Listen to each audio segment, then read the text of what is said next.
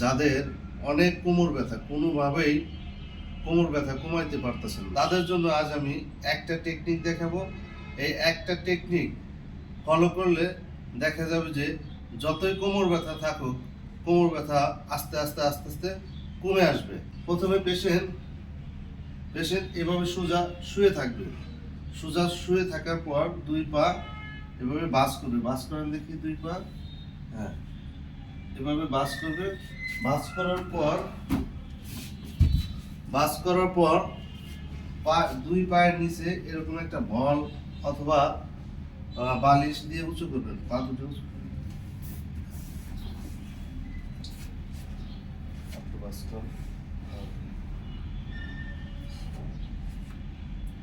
যাদের অনেক কোমর ব্যথা, তারা যদি এই পজিশনে থাকে তাহলে দেখা যাবে যে তাদের কোমর ব্যথা আস্তে আস্তে আস্তে আস্তে কমে যাবে। আপনার যদি কোমর ব্যথা হয়ে থাকে তাহলে আপনি এই টেকনিকটা ফলো করতে পারেন। এই টেকনিক ফলো করলেই আপনার ব্যথাটা তাৎক্ষণিকভাবেই কমে যাবে। এই একটা মাত্র পজিশনে দেখা যায় যাদের অনেক কোমর ব্যথা ধীরে ধীরে কমে যাবে।